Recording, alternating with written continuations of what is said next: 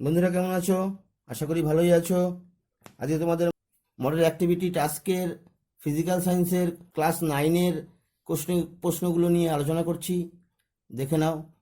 1 নম্বর question বলেছে, বিজ্ঞানের বিভিন্ন শাখায় অ্যাভোগাড্রো সংখ্যার গুরুত্ব আলোচনা করো।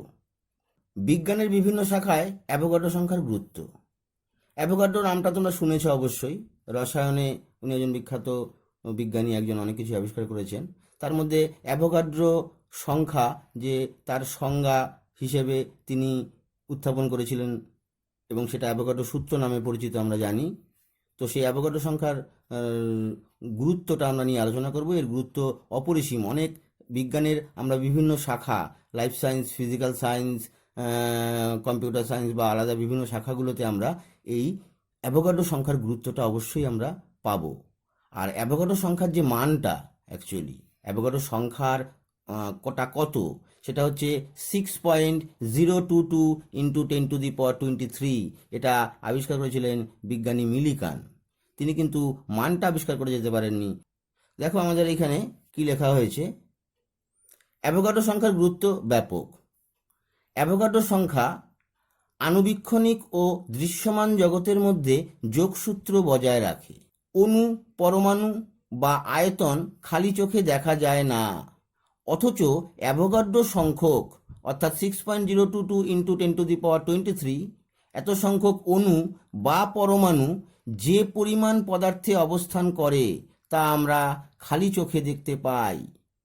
মানে আমরা অণু, পরমাণু এগুলোকে খালি চোখে দেখতে পাই না, কিন্তু অ্যাভোগাড্রো সংখ্যক অণু বা অ্যাভোগাড্রো সংখ্যক পরমাণু যে পরিমাণ পদার্থে থাকবে সেই পরিমাণ পদার্থটা কিন্তু আমরা সহজেই খালি চোখে দেখতে পাবো। তাই বলা যায় অ্যাভোগাড্রো সংখ্যার গুরুত্ব অপরিসীম।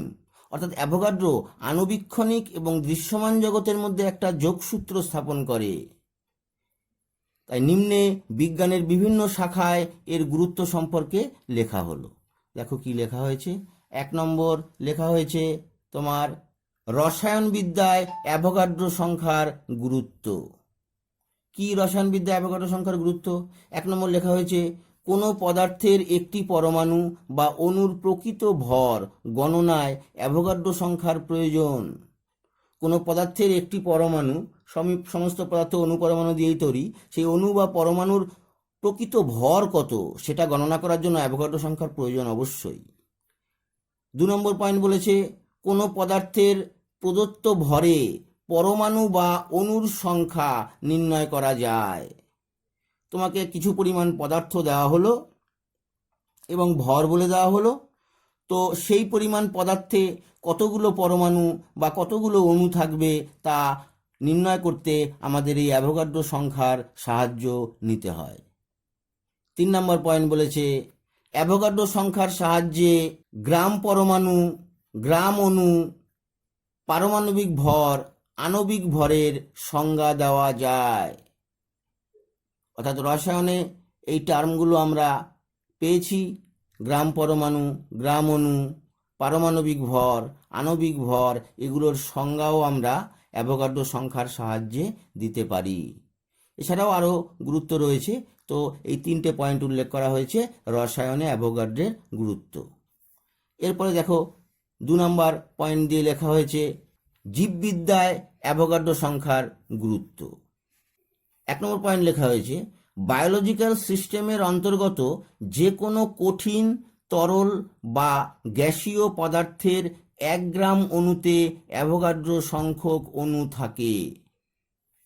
অর্থাৎ বায়োলজিক্যাল সিস্টেম একটা সিস্টেমের মধ্যে, সে কঠিন হোক, তরল হোক বা গ্যাসীয় হোক, সেই পদার্থের যদি 1 গ্রাম অণু পরিমাণ নেওয়া হয় তাহলে এই 1 গ্রাম অণুতে অ্যাভোগাড্রো সংখ্যক অণুই থাকবে। 2 নম্বর পয়েন্ট বলেছে, জীবজগতের গুরুত্বপূর্ণ উপাদান জল, যার রাসায়নিক সংকেত হলো H2O, যার প্রকৃত ধারণা অ্যাভোগাড্রো নীতিটিকে প্রয়োগ করে লাভ করা সম্ভব হয়েছে। অর্থাৎ এখন আমরা জানি অবশ্যই যে জলের সংকেত H2O, কিন্তু এটা আমরা অ্যাভোগাড্রো সংখ্যার সাহায্যে আমরা এটা বার করতে পেরেছি যে জলের সংকেত হবে H2O। 3 নম্বর পয়েন্ট, পরিবেশের অন্তর্গত বিভিন্ন গ্যাস ছাড়াও কিভাবে পাউরুটি বা বেকারি জাতীয় খাদ্যবস্তু প্রস্তুত করা হয় তারও ধারণা পাওয়া যায়। তোমরা পাউরুটি, বিভিন্ন বিস্কুট এগুলো খাও অবশ্যই। তো এইগুলো প্রস্তুত করতেও অ্যাভোগাড্রো সংখ্যার ধারণা এখানেও কাজে লাগে।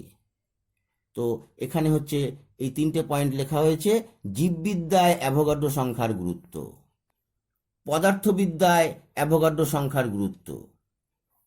পদার্থবিদ্যায় অ্যাভোগাড্রো সংখ্যার গুরুত্ব বিশেষভাবে লক্ষণীয়।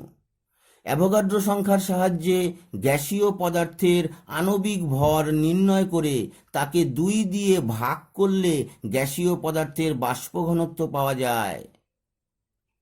তাই বলা যায় বিজ্ঞানের বিভিন্ন শাখায় অ্যাভোগাড্রো সংখ্যার অবদান অবিস্মরণীয়। 2 নম্বর প্রশ্নটা দেখো, একটা অঙ্ক বলেছে এখানে।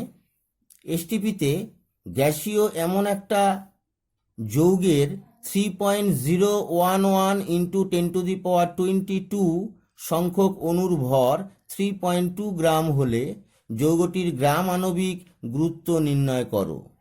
অর্থাৎ আণবিক গুরুত্ব নির্ণয় করতে হবে। এসটিপিতে 3.2 গ্রাম গ্যাসীয় যৌগটির আয়তন কত লিটার? দেখো, আমরা অ্যাভোগাড্রো সূত্র থেকে আমরা জানি যে এসটিপিতে অ্যাভোগাড্রো সংখ্যক অণু, অর্থাৎ 6.022 ইন্টু 10⁻23 সংখ্যক অণু যত পরিমাণ গ্যাসীয় পদার্থে উপস্থিত থাকবে সেটাই হবে তার, ওই গ্যাসটার গ্রামাণবিক ভর বা আণবিক গুরুত্ব। তো অঙ্কটার মধ্যে তোমাদের এখানে বলেছে এসটিপিতে 3.011 ইন্টু 10⁻22 এতটি অণুর ভর 3.2 গ্রাম।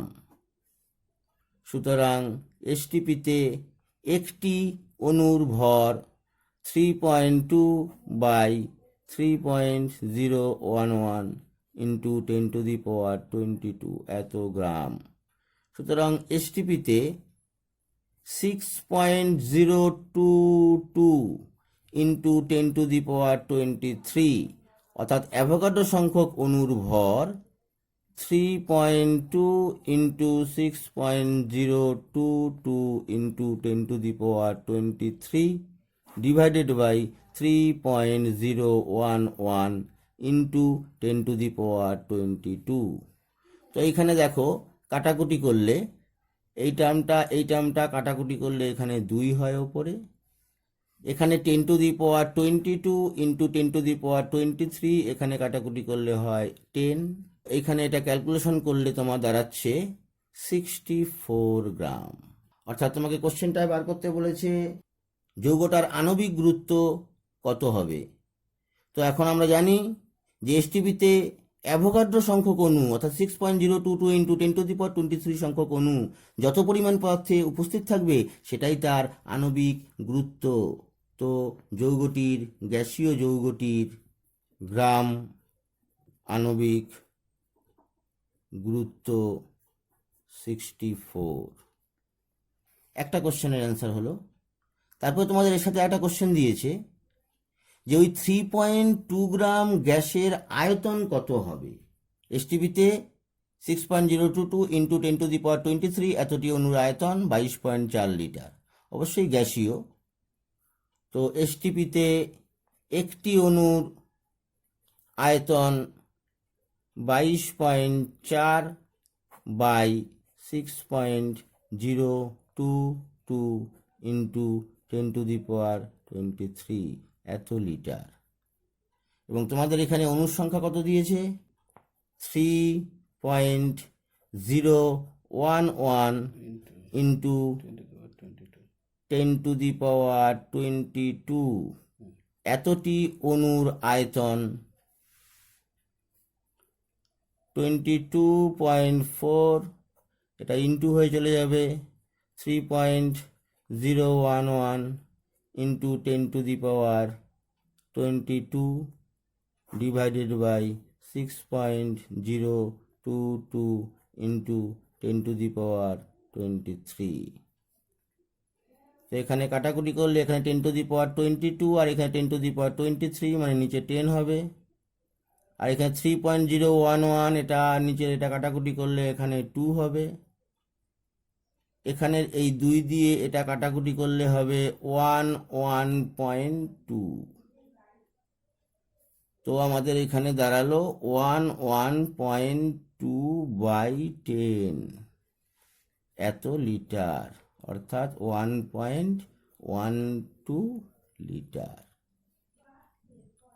অর্থাৎ আমাদের নমুনায় যে দিয়েছিল 3.001 ইন্টু 10^22 এতটি অণুর আয়তন হবে 1.12 লিটার, এবং আমাদের বলে দিয়েছিল যে 3.011 ইন্টু 10^22 এতটি অণুর ভর বলে দিয়েছিল 3.2 গ্রাম। সুতরাং আমরা বলতে পারি যে 3.2 গ্রাম গ্যাসীয় নমুনাটির আয়তন 1.12 লিটার। 3 নম্বর কোশ্চেনটা বলেছে, দেখো, কোনো ব্যক্তি হাতে একটি সুটকেস ভূমির সঙ্গে লম্বভাবে ঝুলিয়ে অনুভূমিক তল বরাবর হেঁটে গেলে অভিকর্ষ বলের বিরুদ্ধে কৃতকার্যের মান কত হবে? ব্যাখ্যা করো। দেখো, লেখা হয়েছে, কোনো ব্যক্তি হাতে একটি সুটকেস ভূমির সঙ্গে লম্বভাবে ঝুলিয়ে অনুভূমিক তল বরাবর হেঁটে গেলে অভিকর্ষ বলের বিরুদ্ধে কৃতকার্যের মান হবে 0, অর্থাৎ কোনো কার্যই করবে না, অভিকর্ষ বলের বিরুদ্ধে কোনো কার্যই হবে না। এর কারণ কি দেখো, নিচে ব্যাখ্যা করা হয়েছে। এখানে একটা ছবি, একটা রাফ স্কেচ করা হয়েছে। দেখো, নিম্নে কারণ ব্যাখ্যা করা হলো। এখানে সুটকেসের সরণের দিক অভিকর্ষ বলের দিকের সঙ্গে 90 ডিগ্রি কোণ করে থাকে। দেখো, এখানে একটা লোকটা সুটকেসটা হাতে নিয়ে এই দিকে বরাবর হেঁটে যাচ্ছে। তো সুটকেসটার সরণ হবে এই বরাবর অনুভূমিকভাবে, এবং সুটকেসটার উপরে অভিকর্ষ বল কাজ করছে নিচের দিকে।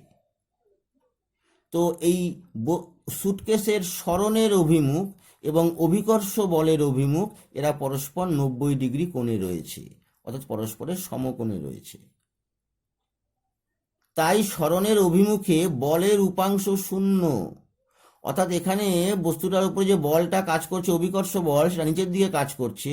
এই অনুভূমিক দিকে, যেদিকে বস্তুটা সরণ হচ্ছে, সেই দিকে এই বলটার কোনো উপাংশই কাজ করছে না, এই দিকে বলের উপাংশটা হচ্ছে 0। তাই জন্য তোমার কৃতকার্যের মান হচ্ছে 0। কারণ আমরা কৃতকার্যের সংজ্ঞা থেকে পাই যে ডাব্লু মানে কৃতকার্য ইজুকাল টু সরণ, যেটাকে আমরা ডি দিয়ে লিখতে পারি, কতটা দূরত্ব সরবে বস্তুটা বল প্রয়োগ করলে, সেই সরণটাকে D into F cos theta. এটা হচ্ছে কৃতকার্য। যেমন ধরো, একটা বস্তু আঁকছি, এই বস্তুটা ভূমির মধ্যে রয়েছে, বস্তুটার ওপরে একটা বল, এই ডিরেকশনে একটা বল কাজ করছে এফ, এবং বস্তুটার সরণ হচ্ছে এই দিকে। তো বস্তুটার সরণ এই দিক বরাবর এবং বলের প্রয়োগের অভিমুখ এই বরাবর, এই দুটোর মধ্যবর্তী কোণ, এই কোণটা হচ্ছে যদি আমরা থিটা ধরি, তাহলে এই বলটার একটা উপাংশ অনুভূমিক বরাবর এই বস্তুটার সরণের অভিমুখে কাজ করবে, আর একটা উপাংশ উল্লম্ব বরাবর উপরের দিকে কাজ করবে। এই উল্লম্ব বলটা বস্তুর ওজনের বিপরীত দিকে হবে। এই ওজনের বিপরীত দিকে বলটা এই ওজনকে প্রশমিত করবে, আর এই দিকে যে বলটা হবে, এই দিকে বলের মানটা হবে এফ কস থিটা, আর এই দিকে বলের মানটা হবে এফ সাইন থিটা। সুতরাং এফ সাইন থিটা বলের মানটা বস্তুর ওজনের দ্বারা প্রতিমিত হয়ে যাবে, কিন্তু অনুভূমিক অভিমুখে এফ কস থিটার যে বলের মানটা, সেই মানটার জন্য বস্তুটা সরণ হবে, এবং সেই বলের মান এবং বস্তুর সরণের গুণফল দ্বারা আমরা কার্যের পরিমাপ করি। তো এক্ষেত্রে আমাদের সুটকেসের ক্ষেত্রে আমরা ঘটনাটা দেখছি, বস্তুর সরণ এবং বলের অভিমুখ পরস্পরের 90 ডিগ্রি অ্যাঙ্গেলে রয়েছে, অর্থাৎ এখানে থিটার মানটা 90 ডিগ্রি। সুতরাং আমরা বলতে পারি W equal to F D into F cos theta, তো D into F cos 90 degree. এখন আমরা জানি কস 90 ডিগ্রির মান হয় 0, সুতরাং ডি ইন্টু এফ ইন্টু 0, সুতরাং ডাব্লিউ ইজুকাল টু 0। অর্থাৎ সুটকেসটা যদি অনুভূমিকভাবে অভিকর্ষ বলের সঙ্গে লম্বভাবে সরণ ঘটে, তাহলে অভিকর্ষ বল কোনো কার্য করে না। 4 নম্বর কোশ্চেন এবং লাস্ট কোশ্চেন এটা তোমাদের। একটি 100 গ্রাম ভরের বস্তু 500 মিটার উচ্চতা থেকে বাধাহীনভাবে পড়তে শুরু করার 3 সেকেন্ড পরে তার গতিশক্তি কত হবে নির্ণয় করো। 4 নম্বর কোশ্চেনের অ্যান্সার এটা। এটা ধরো ভূমি, তো এর থেকে 500 মিটার ওপরে থেকে একটা বস্তুকে ফেলা হচ্ছে। বস্তুটার ভর হচ্ছে 100 গ্রাম, আর বস্তুটা মাটি থেকে তোমার হাইট হচ্ছে 500 মিটার। এই 500 মিটার হাইট থেকে বস্তুটাকে ছেড়ে দেওয়া হলো এবং বাধাহীনভাবে পড়ছে। ঠিক 3 সেকেন্ড পরে বস্তুটার গতিশক্তি কত হবে? তো 3 সেকেন্ড পরে ধরে নিলাম আমি বস্তুটা এইখানে আসলো।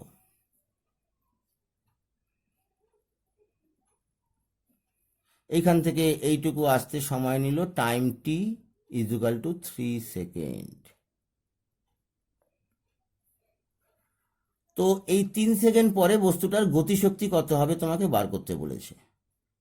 3 সেকেন্ড পরে যদিও বস্তুটার গতিশক্তি স্থিতিশক্তি দুটোই থাকবে, তোমাদের শুধু গতিশক্তিটা বার করতে বলেছে। তো গতিশক্তির আমরা সমীকরণ জানি। গতিশক্তি পরিমাপের ইকুয়েশন হচ্ছে তোমার গতিশক্তি equal to half m v square. Half into m মানে মাস, বস্তুটার ভর, ইন্টু ভি, ভি মানে হচ্ছে গতিবেগ, বস্তুটার গতিবেগ কত। অর্থাৎ 3 সেকেন্ড পরে বস্তুটার যে গতিবেগ হবে সেটা ধরছি আমি ভি। সেই গতিবেগটা কত, সেই গতিবেগটা square into mass into half করলে আমরা বস্তুটার গতিশক্তি বার করতে পারবো। তো আমাদের বস্তুটার মাস বা ভর দেওয়া আছে দেখো 100 গ্রাম, আর লাগবে আমাদের বেগ, গতিবেগটা 3 সেকেন্ড পরে। তো 3 সেকেন্ড পরে গতিবেগটা আমি কি করে বার করছি দেখো, এখানে আমরা গতীয় সমীকরণ থেকে আমরা বার করতে পারবো সহজেই এই ভি এর মানটা কত হবে। তো বস্তুটা প্রথমে এখান থেকে ছাড়া হয়েছে 500 মিটার ওপর থেকে, তো এইখানে থেকে যখন বস্তুটা ছাড়া হলো সেই মুহূর্তে বস্তুটার প্রাথমিক বেগ, অর্থাৎ সেটাকে আমরা ইউ দিয়ে ডিনোট করি, ইউ ইজুকাল টু 0। বস্তুটার প্রাথমিক বেগ 0 এবং অন্তিম বেগ 3 সেকেন্ড পরে বেগ ধরে নিয়েছি ভি। তাহলে আমরা বার করব ভিটা কত। তো আমরা গতীয় সমীকরণ অনুযায়ী আমরা জানি V equal to U plus G T. G হলো অভিকর্ষজ ত্বরণ, টি হলো সময়, ইউ হলো প্রাথমিক বেগ, ভি হলো অন্তিম বেগ, অর্থাৎ টি সময় পরে বস্তুটার বেগ ভি। তো এইখানে আমাদের তথ্যগুলো দেওয়া আছে সেগুলো আমি বসাচ্ছি। ভি ইজুকাল টু ইউ তোমার প্রাথমিক বেগ 0 প্লাস জি, জি হচ্ছে অভিকর্ষ ত্বরণ। তো এখানে আমরা অভিকর্ষ ত্বরণ আমরা বার করতে পারবো, আমরা সিজিএস সিস্টেমে বা এসআই সিস্টেমে যে কোনো সিস্টেমে বার করতে পারি। আমাদের এইখানে দেখো তোমার মাসটা দেওয়া আছে গ্রাম, মানে সিজিএস সিস্টেমে, আর ভিটা বার করতে হবে, আর ডিস্টেন্সটা দিয়েছে 500 মিটার। তো ডিস্টেন্সটা আমার না ইউজ করেও করা যায়, এখানে আমরা সহজেই আমরা পেয়ে যাচ্ছি এখানে ভি এর মানটা, যেহেতু আমাদের টাইম টি সেকেন্ড দেওয়া আছে আর অভিকর্ষ ত্বরণের মান আমাদের জানা। তো অভিকর্ষ ত্বরণের মান জি ইজুকাল টু সিজিএস পদ্ধতিতে হচ্ছে 981। তো এখানে আমরা যদি বসিয়ে দিই 981 ইন্টু টি হচ্ছে 3 সেকেন্ড, তো ভি আমরা পেলাম 3 অক্ষে 3, 3 আটা 24, 4 হাতে 2, 3 নং 27, 28, 29 এত সেন্টিমিটার পার সেকেন্ড। এইটা পেলাম আমরা গতিবেগ 3 সেকেন্ড পরে। তো 3 সেকেন্ড পরে বস্তুটির গতিশক্তি হবে হাফ এম ভি স্কোয়ার, অর্থাৎ হাফ ইন্টু এম এর মান হচ্ছে 100 গ্রাম দিয়েছে, তো 100 গ্রাম ইন্টু ভি এর মান আমরা পেয়েছি 2943 সেন্টিমিটার পার সেকেন্ড, তো 2943 এটার হোল স্কোয়ার। তো এইখানে আমরা কাটাকুটি করলে এটা পাবো 50 ইন্টু 2943 হোল স্কোয়ার। তো এটার হোল স্কোয়ার করলে আমরা কত পাবো? 2943কে 2943 দিয়ে ইন্টু করবে, তার সাথে 50 মাল্টিপ্লাই করবে। এটা ক্যালকুলেশন করলে তোমাদের দাঁড়াচ্ছে হচ্ছে 433062450। এত আমরা সিজিএস সিস্টেমে করছি, তো সিজিএস সিস্টেমে গতি শক্তির ইউনিট হবে আর্গ। তো 3 সেকেন্ড পরে বস্তুটির গতিশক্তি হবে এত আর্গ। তো তোমার 4টে কোশ্চেনের অ্যান্সার শেষ হলো। অ্যান্সারগুলো দেখে নেবে, বুঝে নেবে। ভালো থেকো।